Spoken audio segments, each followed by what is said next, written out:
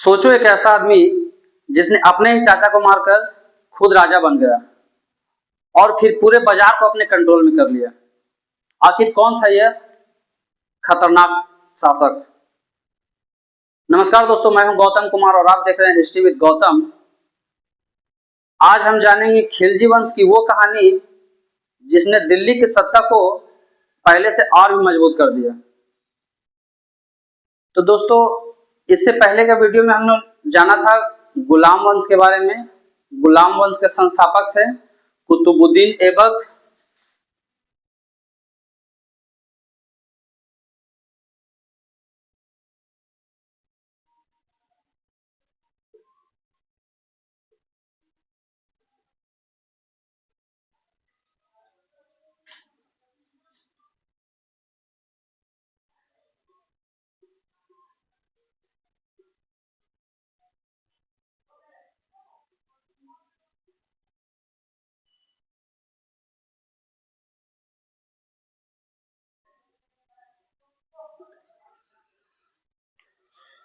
गुलाम वंश के संस्थापक कुतुबुद्दीन ऐबक। इसका टाइम पीरियड था 1206 से 1290 तक। अब गुलाम वंश की सत्ता को छीनकर खिलजी वंश की शुरुआत होती है साल 1290 में।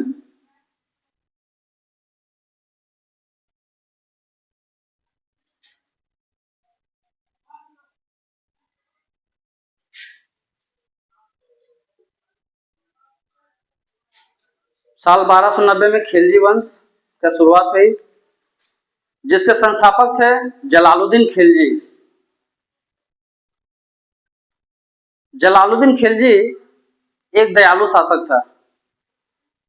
वो अपने दुश्मनों को भी माफ कर देता था, लेकिन जलालुद्दीन खिलजी को ये नहीं पता था कि उसका सबसे बड़ा दुश्मन खुद उसका भतीजा था, जिसका नाम था अलाउद्दीन खिलजी। अलाउद्दीन खिलजी ने अपने चाचा को मारकर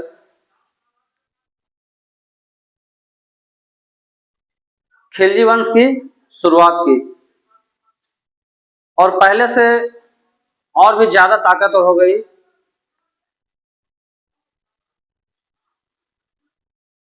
खिलजी वंश का टाइम पीरियड था 1290 से 1320 तक।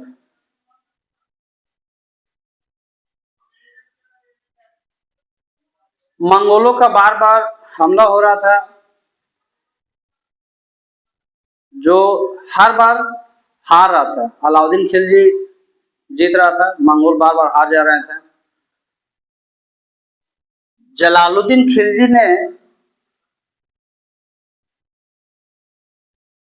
एक गुलाम को खरीदा था 1000 दिनार में। उस गुलाम का नाम था मलिक कफूर। और मलिक कफूर को गिफ्ट के तौर पे देते हैं अलाउद्दीन खिलजी को।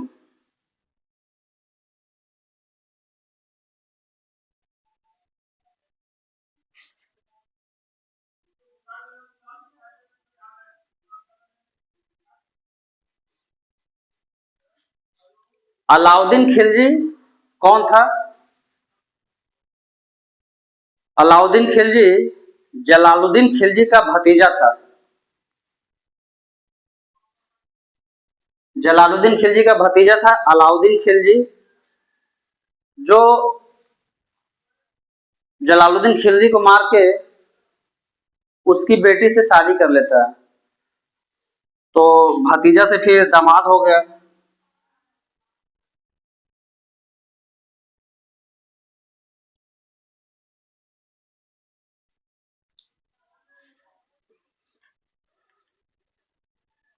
अलाउद्दीन खिलजी का खास मलिक कफूर। अलाउद्दीन खिलजी के कहने पे मलिक कफूर दिल्ली के छोटे छोटे राज्यों को हमला कर जीत लेता था। इस वजह से मलिक कफूर इसका प्रिय हो गया। मलिक कफूर एक हिजड़ा था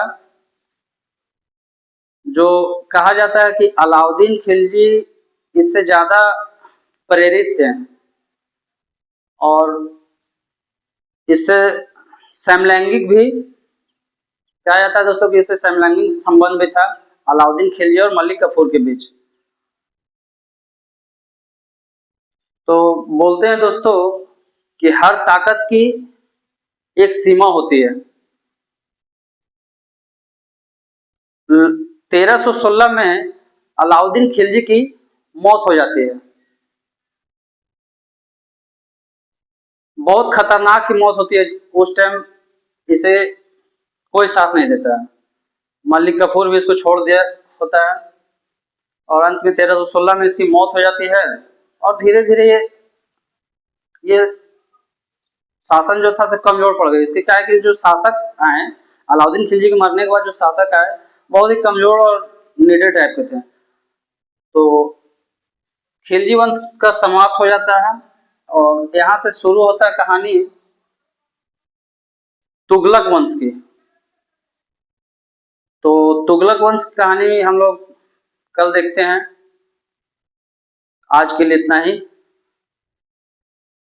अगर वीडियो आपको अच्छी लगी हो तो लाइक करें, शेयर करें और ऐसे इंटरेस्टिंग हिस्ट्री के लिए चैनल को सब्सक्राइब करें।